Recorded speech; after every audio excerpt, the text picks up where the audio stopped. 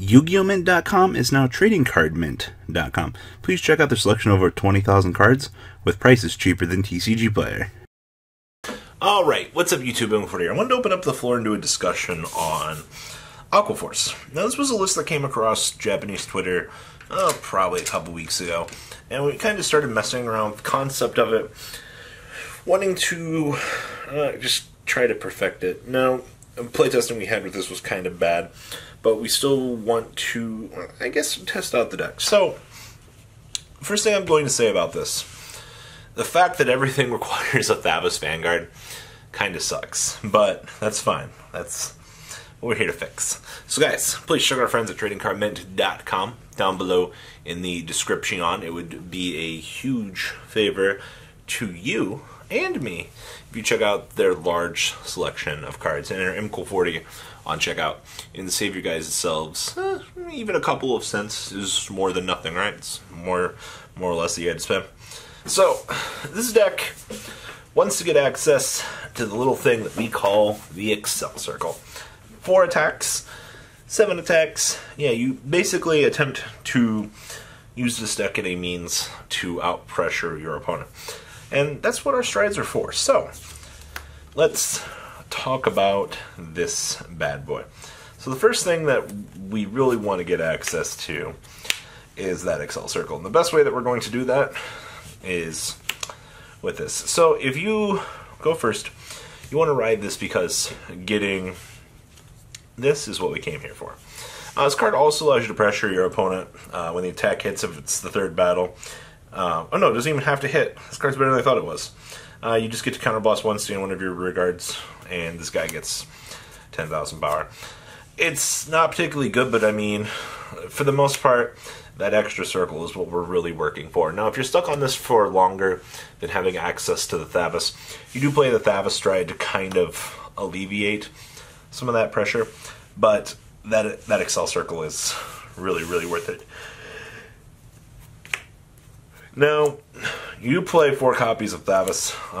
We were testing 3, but we found that honestly, just the 4th was so much more needed. You need to make sure that you can ultimate stride if you honestly need to, and then to top things off, at the end of the day, it's still your break strider. 11k can be a bit difficult to handle, but your break stride to call and give additional skills definitely comes in handy. You're still kind of limited by what Aquaforce can do. It's not a bad thing though, but for the hybridized idea, this was not a bad concept. Now this deck does play 2 copies of the new title Assault. What is it, at the end of the first battle, counter boss 1, stand it, and if it's, yeah, okay. So you basically just restand it, nothing happens. So, the second battle, he gets fucking minus 5k, but, I mean, what do we care? So, now the big one that kinda sucks, now we start getting into the Thavas support. So, if Thavas Vanguard, blah blah blah blah blah, resist, draw a card. I believe this is limited to wave 2 and 4 for your draw power. Yep, wave 2nd or 4th time. That's what I thought. Overall, though, you still need this because the draw engine is so powerful. So there's that. And then remember, they've changed once per turn skills. This card. So Adelaide gets the red text to restand if you have that fresh Thavas Vanguard. Outside of that, I mean, you still need.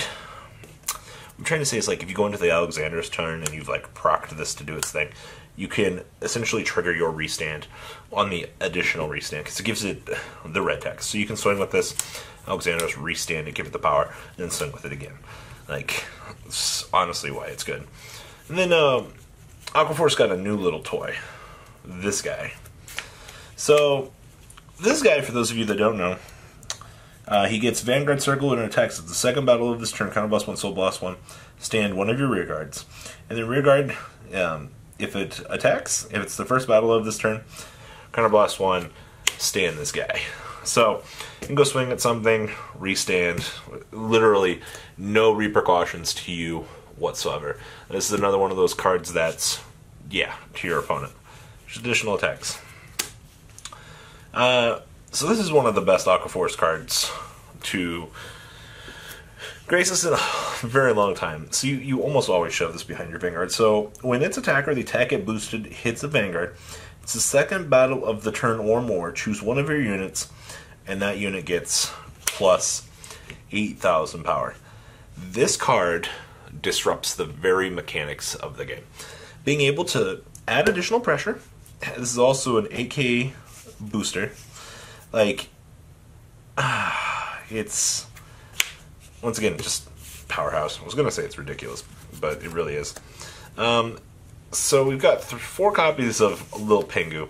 So for those of you that don't know what this actually does, so Regard rests this. If you do choose one of your units the same column as it, gets 5k. So this can let you push over certain boundaries, especially with things with Tidal Assault or even this guy. It's the main reason why you're playing it. At least on the restand, you know, the power will stay. And then you get the fantastic of when your other unit's attack hits if it's 4th battle or more, retire this unit and countercharge 1. I think a lot of people kind of underestimate the Penguin. I've heard a lot of different opinions about this card myself, but I still think that this card is very good for just what it grants to the deck. 3 copies of the card they fucked up the errata, or this version of the card for. It's missing the additional power. So attack, it boosted a Vanguard hits. If it's the 3rd battle of the turn or more, put this unit in your soul draw card. Kind of sucks that it has to hit, but you know what? It's fine. Just 8k, 10k shield. No real reason not to be playing this to pressure your opponent. We're playing 4 copies of Stride Fodder. You can honestly adjust this down to 3 if you want to play another copy of something somewhere else along the way. This is just kind of here for solidifying consistency's sake. Now, triggers are really weird from this build. We have 4 copies of Pascal. So, it's your new draw trigger. I mean, you have to play it.